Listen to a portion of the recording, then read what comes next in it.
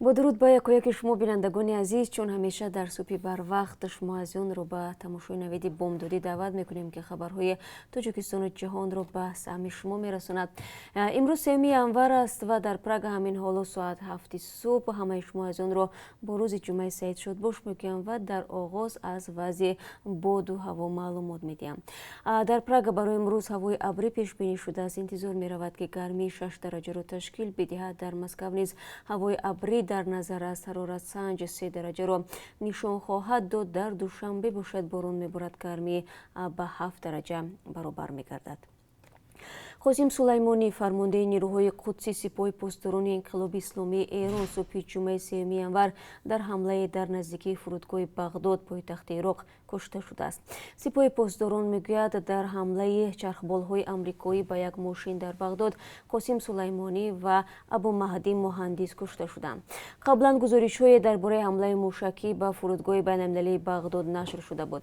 وزارت دفاع آمریکا در بیانیه اعلام کرد با دستور پرزیدنت آمریکا دونالد ترامپ ارتش ایالات متحده در اقدام قاطع و دفاعی برای حفاظت از افراد آمریکایی قاسم سلیمانی فرمانده نیروهای قدسی سپاه پاسداران را که در فهرست تروریستی قرار داشت کشت. یک مقام کتیبه یا واحدهای حزب الله گروه نیمه نظامی شیعه مورد حمایت ایران با خبرگزاری اسوسییتد پرس گفته است ابو مهدی مهندس برای استقبال از قاسم سلیمانی به فرودگاه بغداد رفته بود. طبق این گزارش قاسم سلیمانی احتمالاً از سوریه یا لبنان وارد بغداد شده بود. حسام الدین آشنا مشاور رسانه‌ای حسن روحانی رئیس جمهور ایران هم در پیام توییتری نسبت به پیامدهای اقدام آمریکا در کشتن قاسم سلیمانی هشدار داده است. کیوان خسروی سخنگوی شورای عالی امنیت ملی ایران صبح جمعه اعلام کرده است که تا چند ساعت دیگر جلسه اضطراری این شورا برای بررسی حمله به ماشین قاسم سلیمانی در بغداد که باعث کشته شدن او گردید برگزار می شود. روز 2 январ президент توجیکستان قانون درباره مقاومت با اکستریمیسم را امضا کرد. طرح قانونی نو بار اول ماه январ سال 2019 در پارلمان توجیکستان تهیه و بررسی شد و مؤلفان آن مقامات دوستانه کل و اعضای پارلمان گفتند که هدف اساسی این قانون با طلبات و چالش‌های زمان امروز و با مقررات بین‌المللی مبارزه با افراطگرایی مطابق کنانیدن آن میباشد. یک منبع رادیو آزادی آن زمان در شرح محتوای قانون نو گفت که یک ویژگی آن در تفسیر دقیق‌تر شخصیت نفر گمانبر در افراطگرایی می باشد. این شخص گفت مثلا حالا شخص سلفی تفسیر معین ندارد. اگر یک شخص میان سال ریش مانده شلواری کوتاه پوشد و نمازش را به طریق دیگر گذارد او را سلفی میگویند. هستند نفرانی که به خاطر دیگر خیل خواندن نماز بازداشت میشوند و به خاطر ترغیب عقیده حبس میگردند. باید در قانونگذاری دقیق شود که عقیده افراطگرایی کدام است و آیا دعوت به گرویدن به یک عقیده تا کجا جنایت خطرناک محسوب می شود، گفته بود منبع رادیو آزادی. هنوز طرح قانون نو نشر نشده است. قبول این قانون در حالی است که سازمان‌های عمومی حقوق انسان و هم برخی دیپلمات‌های غربی مقامات تاجیکستان را برای آسان و بدون تحقیق همه‌جانبه با اتهام افراطگرایی به زندان انداختن مردم تنها برای اظهار نظر در اینترنت و شبکه‌های اجتماعی محکوم شدن ده‌ها نفر شهروندان انتقاد کردند. یکی از دعوت‌های منقدان این است که برای افراطگرایی جزاهای سبکتر و عاری از زندانی کردن انسان پیش بینی شود. ضمناً عبدالملک سلامов جراح مشهور قلب در خوجند که ماه اکتبر سال گذشته بر اساس قانون عفو از زندان آزاد شده بود دوباره در مرکز جراحی دل و شریان ولایت سوخت به کار آغاز کرده است. او را سال 2017 با گناه پیروی از جریان در کشور ممنوع سلفیه به 5.5 سال حبس محکوم کرده بودند. سلامов همواره اصرار میکرد که به یگان گروه غیرقانونی شامل نیست. سلامов روز 2 январ گفت 15 دکبر سال گذشته دوباره با وظیفه پزشکی بیمارستان بیماری قلب ولایت سوخت به کار قبول شده است. در حکم دادگاه درباره فعالیت نکردن من به عنوان دکتر هیچ اشاره نشده بود و به این دلیل هیچ مشکل در قبولم به جای کار پیشینه وجود نداشت. حالا مثل پیشینه مشغول معالجه بیماران هستم، افزود او. سلامов 43 ساله سال 1999 دانشگاه طبی تاجیکستان را ختم کرده. طول چند سال در مرکزهای طبی روسیه کسب آموزی کرده است. او سال 2015 با دعوت مقامات سوخت به وطن برگشته در مرکز نوتاسیس جراحی دل و شریان در خوجند به کار آغاز کرده بود. دادگاه شهر خوجند ماه دکبر سال 2017 عبدالملک سلاموف را یکجا با دو شریک دیگرش با گناه ارتباط با گروه ممنوع سلفیه به زندان نظامی سنگین محکوم کرد. سلاموف و شریکانش با گمان همنشینی و اشتراک در محفل پهلوی سلفی‌ها بازداشت شده بودند. در تاجیکستان که سالهای آخر با عقیده‌های افراطی و سازمان‌های مبلغ این عقیده‌ها نظیر سلفیه، حزب تحریر و دیگران مبارزه شدید اعلام شده است، صدها نفر به مهلت‌های طولانی زندان محکوم شدند. در بعضی حالت‌ها محکوم شده‌ها از جمله عبدالملک سلاموف نیز خود را تا آخر بیگناه می‌نامند و میگویند قربانی تهمت شدند. این گروه محکوم شده‌ها میگویند در زندگی بجز از نمازخوانی و رعایت معیارهای زندگی یک مسلمان عادی کار دیگری نکردند، ولی آنها را مثل یک توندگرا و شخص افرادی مجازات کردند. مقامات در نوبت خود میگویند برای محکوم کردن چنین افراد دلیل‌های ثابت دارند.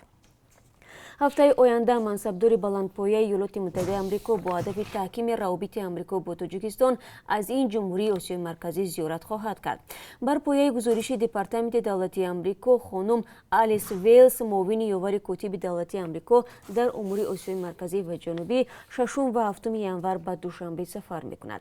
در مذاکرات دو جانب تحکیم همکاری‌های امنیتی منطقوی، توسعه روابط اقتصادی و انرژتیکی و رشد روابط مردم منطقه بررسی خواهد شد. سفر تعریضی شده تخمیناً یک ماه پس از آن به وقوع می‌پیوندد که ایالات متحده آمریکا گفت در سال 2019 روابط واشنگتن با 5 کشور آسیای مرکزی رشد نموده است. توسعه توجه ایالات متحده آمریکا با آسیای مرکزی در حال جریان دارد که چین با استفاده از نفوذ اقتصادی و سیاسی تلاش می‌کند پناهجویان از ولایت شینجان را که در آسیای مرکزی به سر میبرند به پکین بازگردانند. این مایه اساسی نگرانی ماموریت پرزیدنت ایالات متحده آمریکا دونالد ترامپ میباشد. قرار است امسال سازشنامه درباره مهاجرت کره تاجیکان به روسیه حکم اجرا بگیرد. سازشنامه ماه اپریل سال 2019 بین دوشنبه و مسکو حاصل شد، ولی روسیه به کدام سبب آن را با تأخیر تصویب کرد. ماه اکتبر سال 2019 یعنی سفر ویچسلاو ولودین رئیس دومای دولتی به دوشنبه، شکرجان ظهوروف رئیس مجلس نمایندگان از همتای خود خواست که سازشنامه را زودتر تصویب کنند تا به قبل او بسیاری از مشکلات از جمله مشکل اقامت غیرقانونی مهاجران کره تاجیک در روسیه از بین برود. بر اساس سازشنامه روسیه معلومات درباره جایهای کاری، مزد آن و طلبات از کارمندان را به تاجیکستان میفرستد و از تاجیکستان وزارت مهنت عهدهدار شده است که سفربر کردن سازمان یافته مهاجران به روسیه نظارت کند.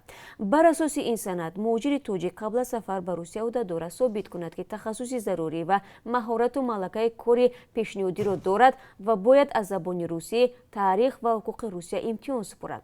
تنها پس از طی کردن این مرحله راه مهاجر به بازار کار روسیه باز می شود. صمد ظریفی، یک مهاجر کره تاجیک، میگوید طلبات نسبت به مهاجران که در روسیه برای اجرای کارهای سخت جسمانی و معمولی جلب می شوند خیلی سخت است، اما یگانه برتری آن است که مقامات روسیه عهدهدار شدند به مهاجر اجازتنامه کاری بدهند. کارشناسان میگویند تجربه نشان داد که چنین سازشنامه‌ها وضع مهاجران کره، ازبک و قرغیز را در روسیه بهتر نکرد. از جمله کریمجان یوروف، حامی حقوق مهاجران در مسکو، گفت قبل از تاجیکستان روسیه با دو کشور دیگری آسیای میانه ازبکستان و قرغیزستان شرطنامه‌های مانند به این را امضا کرد، اما در نهایت وضع مهاجران از این دو کشور به نشد. یک مسئول وزارت مهنت تاجیکستان که نخواست نامش برده شود در صحبت با رادیو آزادی گفت وقتی مهاجر با استفاده از بندهای این سازشنامه به روسیه به کار می‌رود، جانب تاجیکستان در حفظ حقوق‌های او شانس بیشتر دارد. هم صحبت ما افزود موافق سازشنامه وزارت مهنت روسیه همان کاردهانی را پیشنهاد می‌کند که در آن قرض مزد مهنت وجود نداشته باشد که نیز یک نوع سنجش جدیت کارده می باشد.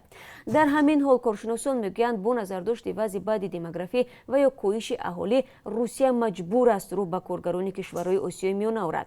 به گفته این کارشناسان روزی میرسد که کاردهان روس به دهات تاجیکستان به جستجوی کارگر می آیند.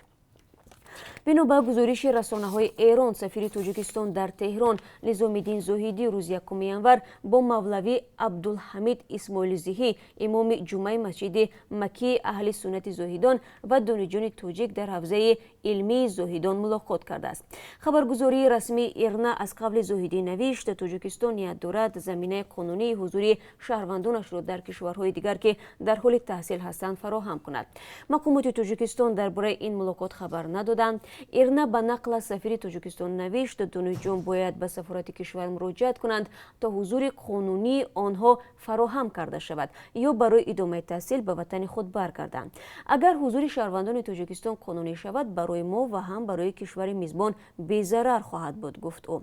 نظام‌الدین زاهدی اظهار داشته است برخی از شهروندان تاجیکستان که در عربستان تحصیل می‌کردند هنگام به کشور بازگشتند آداب و رسوم و اخلاق و رفتار و حتی طرز نماز خواندن و عبادتشان تغییر کرده بود.